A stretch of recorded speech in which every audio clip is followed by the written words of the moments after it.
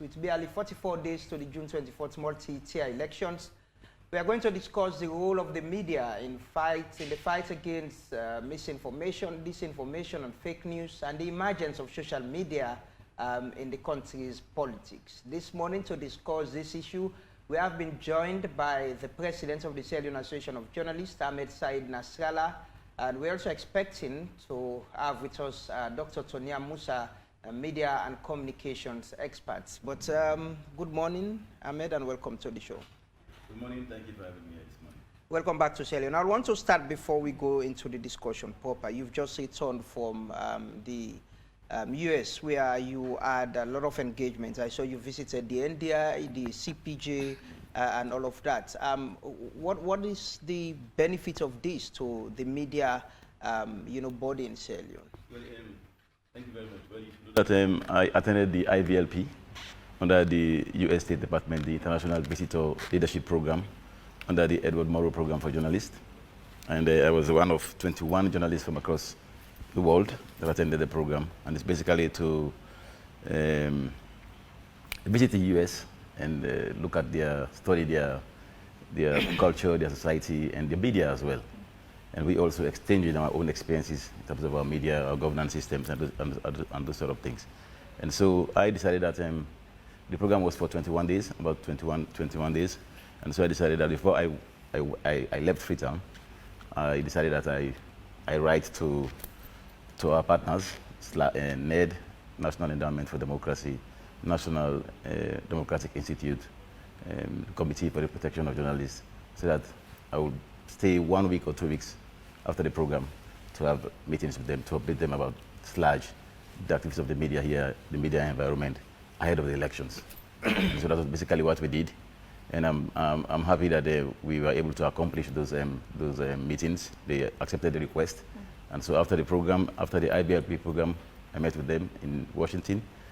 And the engagements were fruitful because they are basically focused on the press freedom in Sierra Leone, ahead of the elections, preparations for the media, democracy, and also the elections, and how they also will contribute to helping the media perform its role during these elections. The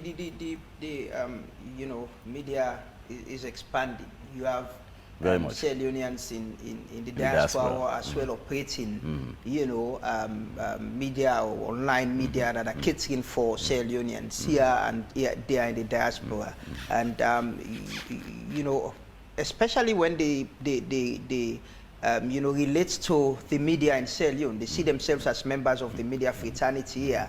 How is SLAJ, getting those people on board, perhaps to get them to understand, to practice through the SLAJ code, the IMC code, and all of that? Well, interestingly, I also had meetings with a cross-section of the journalists in the diaspora, especially in the US.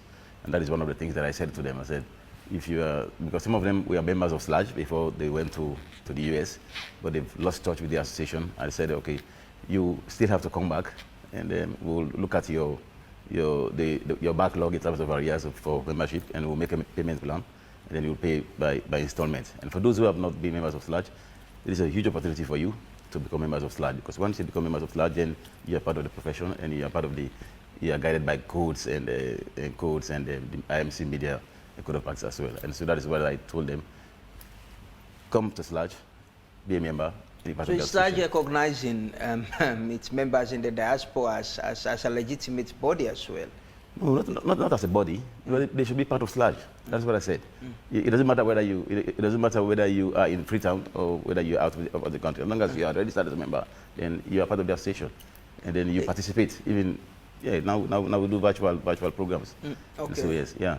So they even when they are out, they're still considered as members of SLAJ and not functioning in isolation.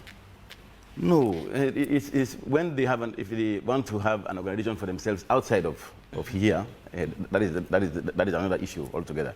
But SLAJ is a membership organization. It's a professional membership organization. So you can be out there and still become a member of SLAJ. We interview online as long as you go through the procedures. And the committee responsible for recruiting you will recommend to us that this person has fulfilled the criteria, and we are recommending that you admit them into SLAJ. And then they will interview you. Yes, you have a right to become a member of SLAJ. It's voluntary.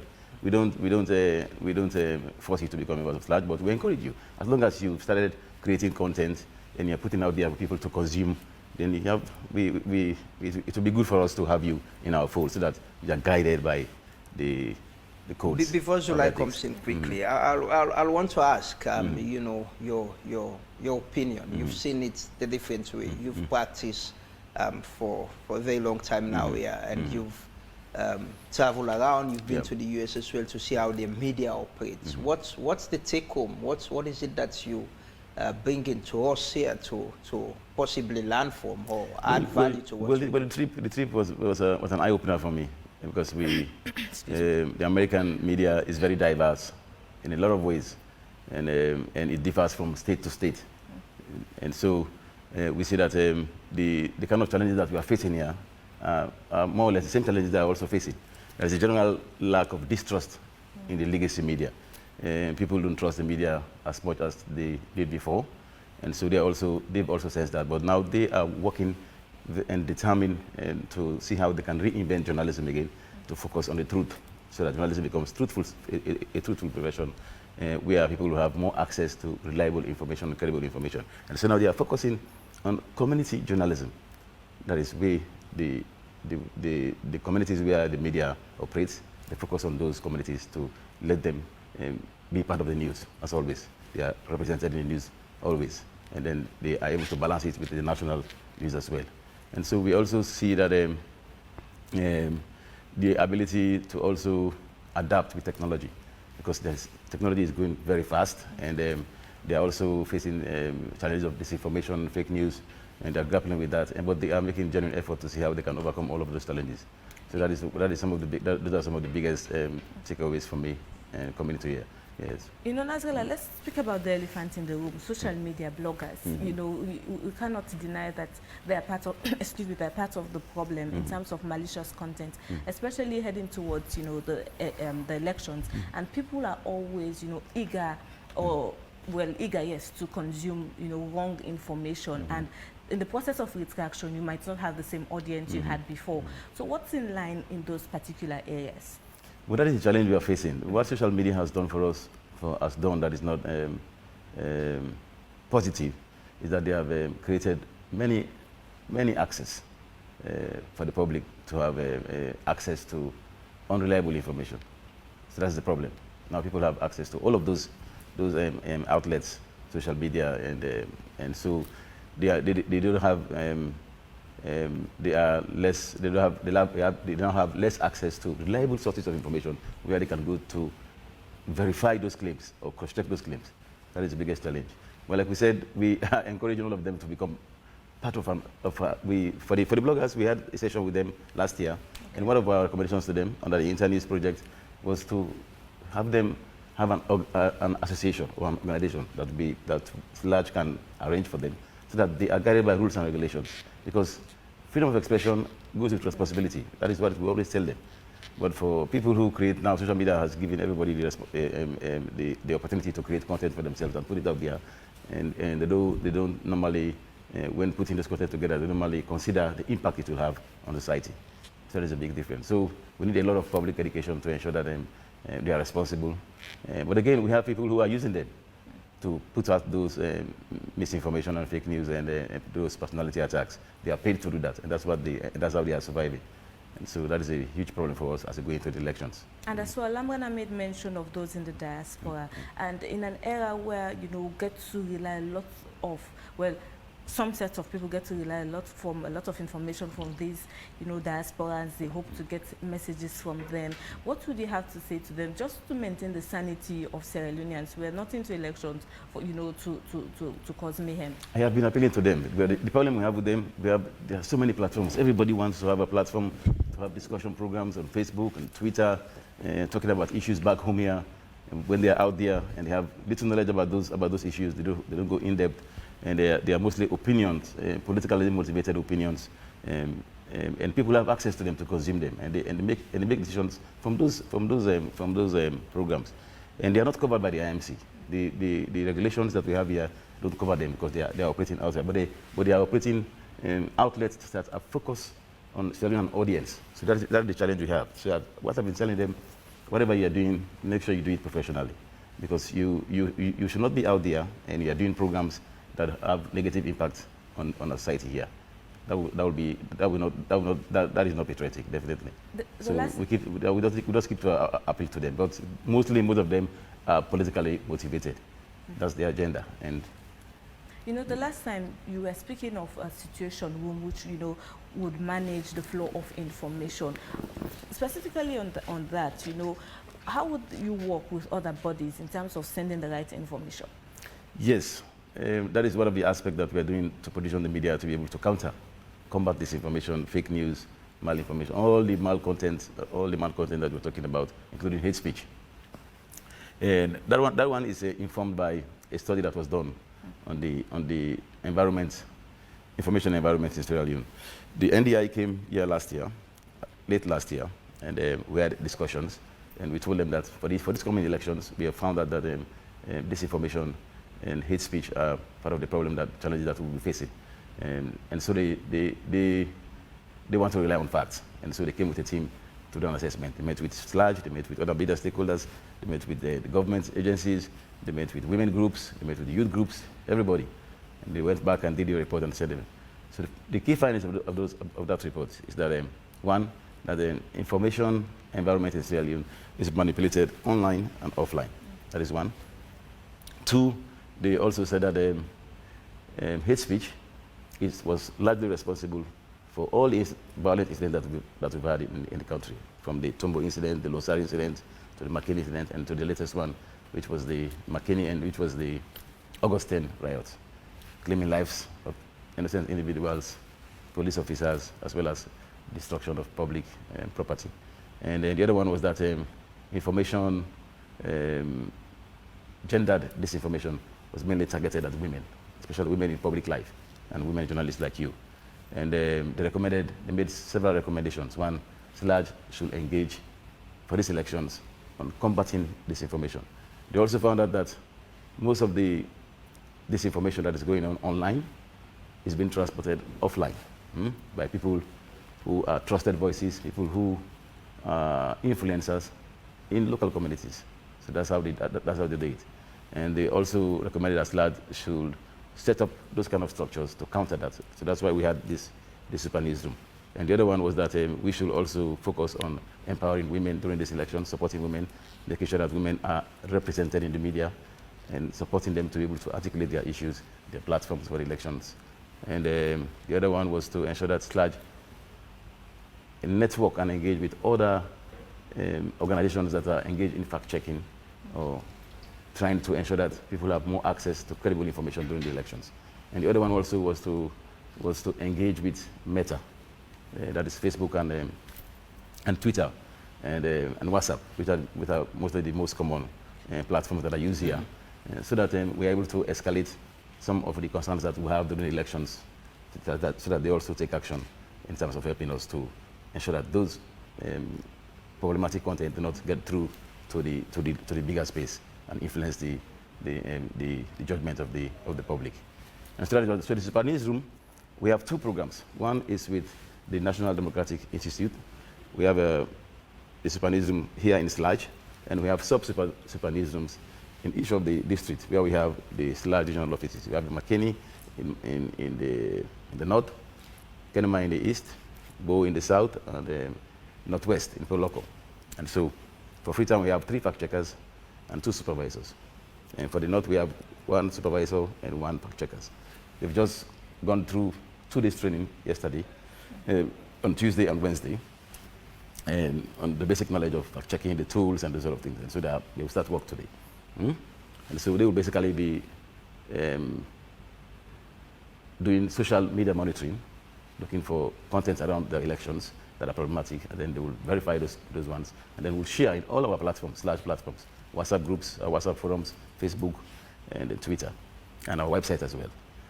Then we have the UNDP program, which is basically the iVerify platform. That one is dedicated to just a platform, and in one Facebook page called the SLAJ iVerify Facebook page. And so they're also basically going to do this. They also do the same. They started 2 months ago, about 2 months ago now, and they've done fantastically well. although they have one or two problems, but that is good.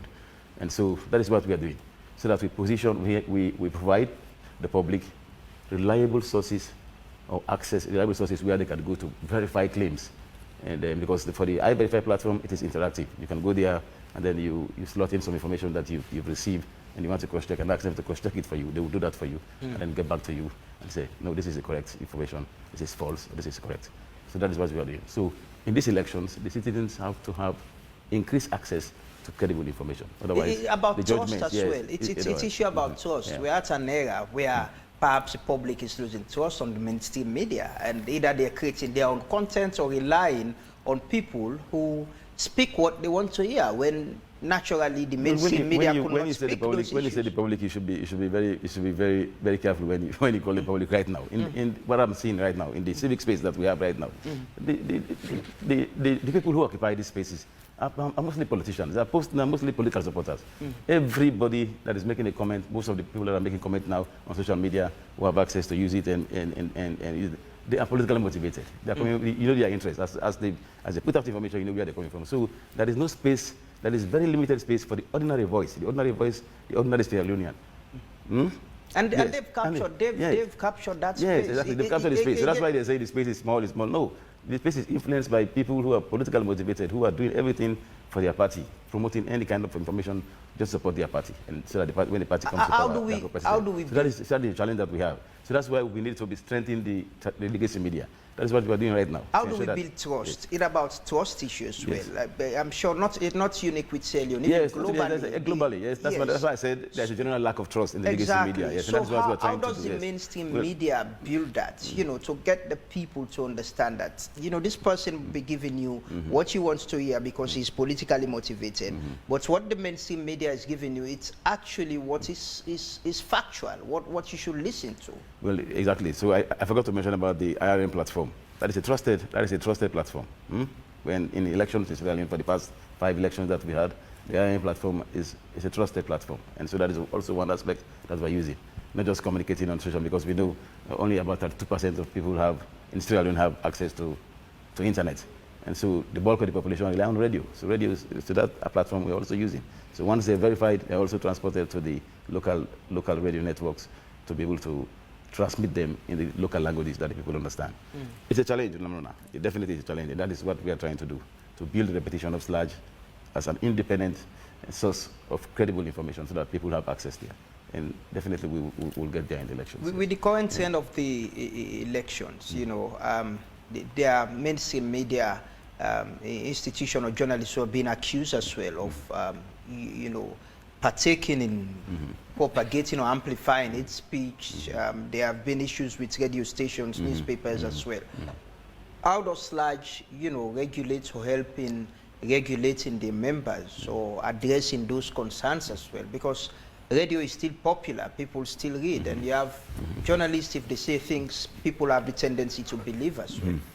Yes, for that one, that challenge we have basically with community radio stations. That is why there are training programs going on for that to address that aspect of it. Yes, but like you said, Lamana, that is a challenge we also have. The fact that most of our colleagues now have identified themselves with the political parties. And so they give the public a little option to know who to believe or where to go to get information. And that is a challenge. This is something that we raised in the meetings that I had with the international partners, especially CPG, when it comes to their safety and security. Because once you identify with the political party and you are at the forefront of propagating their ideologies and their issues and defending them publicly, and then you have exposed yourself to the opposition party or to the other party, and you become a target because they don't consider you anymore as journalists. But we also have to consider that they have a right to support a political party. Exactly. No journalist, every journalist it's your right. We can't tell you don't support the political party. But what we have been saying over and over and again, do it professionally. Do it professionally. Because you're supporting APC or you're supporting SLPP, that doesn't mean that you should put out fake news or misinformation or disinformation or hate speech to discredit APC or SLPP or their candidates. Just promote your party's ideology and let the public judge. So once the public knows that you are coming from this angle, they know that whatever comes there is biased in favor of the party you're supporting or the candidate you're supporting. So those are the things we're trying to tell them. We have a SLAJ code of ethics. The IMC has just got 2 regulations on print and electronics media and elections coverage. So once we abide by those guidelines, then definitely you can still support your party and be professional. But yeah, we see strongly with that. But that is what it is. We have to live with it. Exactly. You know, as a media practitioner over the years, the rise of social media has taken its toll. And you know, as Lamrana made mention again, you know, the trust, excuse me, that was once placed on the mainstream media or the grip we had, you know, is slowly leaving our hands. No longer there, yes. So particularly to social media, what would you have to say, you know, in terms of institutions going through social media to tackle the problem before, you know, it goes out of hand? Because it's as if it's more of a reactive approach rather than a proactive one. Well, I think journalists also, professional journalists need to. That's why we're always talking about public interest media, public interest journalism, professional journalism, independent journalism. That is one aspect that we are trying to push forward, so that we have more young journalists who are coming up to aspire to become, and not to become political journalists. And so we are, the space is for everybody, but we are leaving it. We are not taking advantage of that space anymore. We are very slow in terms of getting there and making our presence felt as professionals, so that we limit the space for those who want to manipulate information. So that is what we want to do. Yes, but I think professional organizations, they have professional people who will advise them on media, and I don't think they will rely on social media to counter or to do crisis journalism when there is crisis for their affecting their institutions. They have to go through the legacy media, because that's where you get the professionals, and they will develop for you because every organization has to have a communication strategy. It has to be in space. That is what informs your actions. You don't just react. You have already planned that. Say, if this thing happens, this is what I will do to put out the information or to ensure that I react. So once you have those things in place, it's very easy for you. Just go to the template and look at it. This is my plan. And this has happened. What do we do? And then you know what to do. Yes, but there should be that kind of engagement with the right professionals to ensure that you put out correct information out there. On the other hand, you know, a lot of people who get this information that are malicious, you know, again, still what I'm asking is that they rely on social media to have this information. So what would you have to say to them in terms of reacting? They rely on it to get from the institutions to get this information? Yeah, this information on social media. The institutions they rely on to get... What I'm asking is that the audience, Sierra Leonean youths generally, let's term them youths, rely on social media, you know, to get wrong information that they act on, that again cause chaos in society. So what would you have to say to them who are always reactive when it comes to that? They don't rely on it for this information. They rely for information. They think that is information. Yeah. It's true information. That's what they do. That's why we need public education. We need media literacy, so that the public understands how professional journalists produce news and disseminate it, and also how they, as the public, consume news. So once they know those basic knowledge about how to cross-check information when you receive it, and what are the basic skills that you should know to show that the source of this information is skeptical. Let me check again and check again before I share.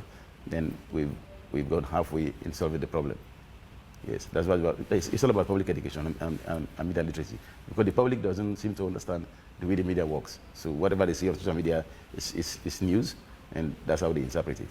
And so we need to embark more on that, especially for these elections. Not just us SLAJ, but every media has that responsibility to also have that responsibility, and also political parties and civil society organizations. That is their role. And we all should be able to condemn hate speech when we see it and when it happens. Every day we need to do that for this election, because it happens every day. Every day there are chunks and chunks of audios from people that are being put out on social media and memos. Most of them every day. Most of them are misleading, and they are bad content for the public, and they just promote divisiveness and chaos. And so we all should be able to condemn all of those things, especially coming from the political parties. So how is SLAJ, you know, perhaps working with other stakeholders also get the media houses to understand how to, you know, target their audience? Because if we're just broadcasting here and this way, and the people who share hate speech targets those on WhatsApp, and it's easily shared there. It can be easily downloaded, and they listen to it and understand what they're saying, rather than understanding what perhaps will be putting out, and they can easily access Facebook and all of that. How do we get to segment our audience and target the audience as well? Those people who are vulnerable, you know, to consuming those information. Well, I think we are now playing catching up, because they are far ahead of us. Because the amount of people who listen to Adebayo it's unimaginable. The people who listen to him and take his information as true, when it's basically it's basically not. It's true. So once you understand the channels or how the network works, then we also need to use that channel. That is what we're trying to do with the disinformation, combating disinformation. Because once the information comes on social media, there are people who package that information and they put it into bits, and then they send it to the communities. And then there are people here who are agents who now disseminate it by word of mouth. So we also need to be creative and try to use those same channels to ensure that people have access to the information, not just relying on just the traditional media. We have a program here, and then we think that we've reached Saluna. That's why we're using the IRN platform to ensure that we also have other local community groups that are also involved in spreading the information by word of mouth. So that is basically what we should do. Use the same channels and counter the information. We'll come to talk but again, there is another aspect. That is, if we do that, then we are always reactive. Well, we are always debunking, and they will be always putting out manipulated content, and we are just reacting. Yeah. We need to pre-bunk. When we do pre-bunk, that is, we have to have access to the information before them. And that is the challenge now. So for the EMBs now, we need to have, with ECSL, with PPRC, with the police, we need to have access to the information beforehand. When we get the information, we put it out there. Then when they manipulate now, we are the first ones that have already put out the information. People have the correct information. So that is earlier you were talking about bloggers with July, and you mentioned how some of them are being used by people to give them information. Yes, exactly. It's coming to a point where even within government, you see information, sensitive government information online from certain blogger or certain citizen journalists. You have a system where politicians, those in power, those out, those are politicians as well, are relying on citizen journalists and the mainstream media. How can we address this? That is sad. That is sad. I don't know how that came about. But that is sad. But yes, it's so. Is it about? She was asking. Is it about us losing the grip and the space being open for everyone? Well, it's not true. I think it's about the mindset of the Sierra Leonean. It's about the mindset of the Sierra Leonean. You know, people like to see people fall, and they like to see this kind of information, negative information about people who have been up there, who have fought hard to get up there. So they like to see negative things about you, and so they are. It's about what pleases them or what interests them, and so that's what the bloggers have taken advantage of, because that's the mindset of the Sierra Leonean. So that is what we need to change: public education, media literacy, so that they understand how the media works and what the impact of information that they consume and how they consume it. So we need to look at that. I think there's a lot of talent for us. I want to ask as well quickly. But we need to encourage the bloggers. We need to ensure that is it about embracing them? Yes, that's what we told them. Get yourself into associations, formal associations, so that you are guided by rules and regulations. But once you operate without rules and regulations, then it's very difficult for you to be controlled. And so you do things that you know, but they can be held under the cyber law, because that is essentially what the cyber law is for. Criminalizes hate speech and those personality attacks without fact. You just wake up one day and see somebody's face and with some alarming allegations of sexual abuse and those sort of things. Then you go scot-free again. So that's exactly. And when they apply the cyber law, people begin to cry, and it's freedom of speech. No, there's a line. And so once they understand that, then I think that will be solving the problem. Yes, but that is exactly what the cyber law was trying to achieve. Yeah. You spoke about. So we need to encourage. We need to continue to encourage them to be. I think government need to do that as well. The Ministry of Information need to do that, so that they are guided by rules and regulations. That's how we'll be able to control them. You spoke about community radio stations. You know, we've had cases where politicians will take advantage of community radio stations. If they are the most popular in those places, they can go and sit and see what they want to say. Exactly. Exactly. Yes. How is SLAJ working with the IMC and other partners to manage this, especially at this time during this election? Yes, that is one dangerous weapon that we have left unchecked for long. These microphones are up there in local communities, and people just go behind them. People with little knowledge about journalism and about the impact of information on communities. They just go behind the mic and say all kind of things. Some people just go there. They have monologue programs. They just talk, accuse people every day. Yeah, but I think the IMC have started doing. They've been around the country trying to engage them. The MRTG also. We also have a program for that. And the problem with them, the problem with the community radio station is that they are poor. They lack resources. They are poorly managed as well, and they are supposed to be supervised by boards that are mainly constituted within the local community, teachers, parents, and the religious leaders, the traditional leaders. They all form part of the board, and they should be able to provide that oversight to ensure that the station is used to promote the interest of the community, and they also should be responsible to mobilize resources to ensure that the station is on air. And we've been appealing to government to ensure that they provide subvention for those stations so that whether they have business or not, because they are not supposed to do business because they are community radio stations, they're not commercial radio stations, but to ensure that they are on air for a certain period of time to provide information for the public. And I think government also needs to utilize those community radio stations. Whenever government has a program, a national program, and they want to communicate, you don't just go and sit on SLBC or AYV and then put out a broadcast, and then you share it on social media and believe that you've reached the people. No. There is SLBC. SLBC has all the channels, and so some of those things, they need to also relate them to the community radio stations in the language that the people understand. This is what the government has said, this is what the government is doing, this is what the government is going to do, so that they understand also. So but that is not happening. Yeah, but that is not happening. That is what is not happening right now. And so we encourage government to do that, because when you communicate to the list. We've been to areas under the August 10 investigation committee. We've been to places where people said they've never heard from the government. Yes, in communities, except they don't know when last they heard from the government, because government always speaks through some of the legacy media that are only accessible to people who have access to TV, who have access to smartphones and internet. But they don't communicate with the local community radio stations. These are powerful tools, because the bulk of the population are in the provinces, in the rural areas, and they depend on radio. So largely the population depend on radio for their information. And so government needs to utilize those programs. That is why we are using the IRN platform. Although that one also is not as comprehensive as we want it to be because of resources.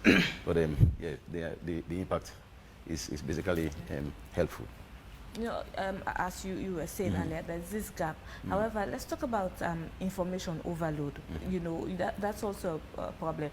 Back in 2018, I had the honor to monitor some elections, and both parties were saying they had won the election in a particular constituency, and it was, you know, a kind of chaotic situation that both parties were claiming winning, and then they had the media station saying the right thing, they had them saying the other thing. So, you know, in terms of information overload, what would you have to say to that?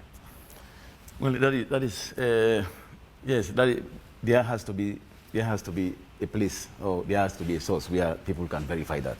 That is the essence. Because if you claim that you've won and you also claim that you've won, there should be a place where the people should go and say who has won. So that's why the platform is. That's why the IAM platform is there. Because that's what they do every elections, to ensure that people, when you want to verify election results, when you want to ensure that you have the correct result, you listen to the IRN platform. Because that is the most credible platform we have in terms of information. But definitely yes. But if you listen to other avenues, definitely every party will claim that they've won here, they've won there, and so what we should do is to ensure that people make sure that they know that I can go there and verify this claim, and I will get the right claim, the right answer. Yes. So we need to make them have avenues where they will go to verify some of those claims and get the correct information. The iVerify platform that you spoke about earlier, you know, what's the work it will be doing with this election? directly for the public? How are you popularizing it for the public to know that if we see this, there should be a platform that I should go to verify this information, whether it's factual or not? I don't know whether you've started playing our promo for the song, the theme song. There's a theme song that we've already done. Yes, it's on radio right now, and it should also be on TV. On TV. Yes, and we're basically telling people that when you see it, you have to cross-check it. You have to fact-check it. The iVerify platform, that is the platform that you should go to check it. If you have content that you want to verify, go to the iVerify platform. You can do it on because I know people, not all of us have access to the platform or internet, to have access and affordability and power as well. But there is radio. You can also, that's why IRN platform. I think IRN is the hub for all of this program, and so you can also access IRN, call on the radio and ask them to verify this claim for you. They will send it to the fact checkers, and they fact check it. It's just online or online and offline? Online and offline. Online and offline. That's why we have the radio platform as well. Yes. And I think they also have a WhatsApp. They're also trying to establish a WhatsApp group and some local numbers where people can call or send text messages. Yes, if they have any doubt about any information that they have. Yes, and then they will send it to the fact checker. Is the verification just around the election statement, or it's generally about everything? We are reviewing as we go. We are reviewing as we go along. Right now, I see that they are reviewing everything related to the elections. But we will not be able to do that because that will be a huge task for us, because there is so much information coming out around the elections. But I think we need to prioritize what exactly on those information that have the potential to undermine the credibility of the elections, or that will undermine the peace and stability of our nation. Those are the things that they will be fact-checking, and also statement of facts about from politicians, statement that about percentages of data and those sort of things. Those are things that they will also fact-check to ensure that people have the correct information about development that have taken place or no development that has taken place. Okay. There's this issue about safety and the elections for journalists. You know, the last election, unfortunately, we had a case. There was this case of journalists who were beaten, and one of them died. That matter was taken to court and all of that. In terms of safety and the role of the security sector and journalists in this election, what is SLAJ doing to ensure that journalists are safe as they do their work? Okay, for that incident that you mentioned, I think we need to make the public understand that the journalist died. The court has proven that the journalist did not die because of the beating that he got from the elections. Let's get that clear. Okay. Yes, that is a concern for us for every elections. We know we always clash. There is always clash with the police. But I've always said that those clashes always come about because as a result of the police becoming partisan or the journalists becoming partisan. Once you do that in elections, you're bound to clash. There are bound to be clashes, and then definitely. And so this is something that we've been trying to address. If you remember, we signed the MOU with the police about 2 years ago, and that is to cooperate and to ensure that they understand the work that we do. We also understand the work that they do, and we support them, provide security. They also support us to provide information for the public. But we've gone beyond that. Under the MRCD platform, we've established we've developed a policy, a framework and policy on the safety and security of journalists in Sierra Leone. We've gone beyond to also establish a national coordinating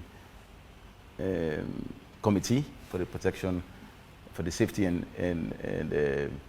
security of journalists in Sierra Leone. We've done that as well. These are all policies that are in place. There are things that we can develop and get Parliament to legislate so that it becomes the responsibility of everybody, not just SLAJ, but also all the other structures, the police, the judiciary, the ONS, the traditional leaders and religious leaders, to also take it as their responsibility to protect journalists. When we are in the US, we went to the CPG office in New York, and this is something that we put to them. We asked them to give us some guidelines on how we ensure the safety and security of journalists, not just for SLAJ, but also for even media houses. What policies you put in place to ensure before you send out your reporters to cover the elections, you brief them on what security briefing you give them to ensure that they know what to do when they go out there to assess the risk, and also ensure that their self-determination is key. These are things we put in place. Before we left here, before I left for the US, we had the training. The police initiated the training of their local commanders and journalists as well. That happened in Kintom, where they took us through their protocols in conducting or providing security for elections, and we also show them what we do during the elections in terms of getting the information. And then, yes, so there is some cooperation going on. Okay. It may not be perfect. Definitely there are bound to be some clashes, but we want to minimize those clashes. And so once we understand those things and we commit ourselves to do that, and we ensure that our journalists, when you go to cover the elections, the first point of contact is the security people. Mm-hmm. Go there and tell them and identify yourself that you are a journalist, you're working for this media institution, and I will be covering this polling center. And then once you establish that relationship with them, then I'm sure they will be comfortable to but if they see you performing like you are a politician, and definitely you will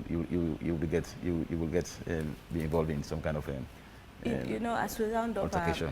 Let's round up on the notes of ethics in journalism and again code of conduct. What would you have to say to journalists at this point there, where you know the Part 5 of the criminal libel law has been abolished? The responsibility on each and every journalist. Yeah, I've said that there is no time now in the history of the media when journalism is important than now. Very important. Truthful journalism, professional journalism, independent journalism, public interest journalism than now, because now the public is kind of being in a situation where they are confused because they are exposed to so many avenues, so many sources of information. Most of them the majority of them are not credible, and so they don't know what to do. And so, as a journalist, you have a mission. Your mission is to do public interest journalism, and that aspect of being impartial and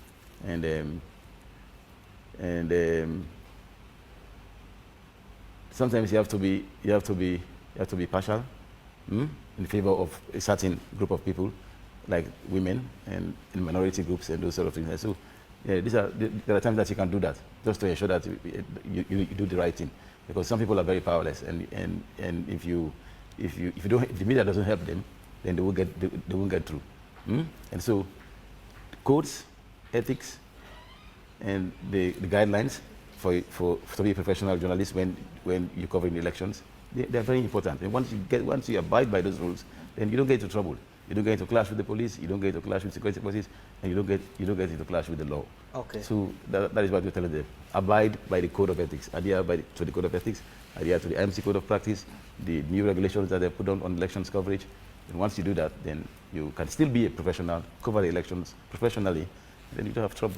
Finally, Salione's position on the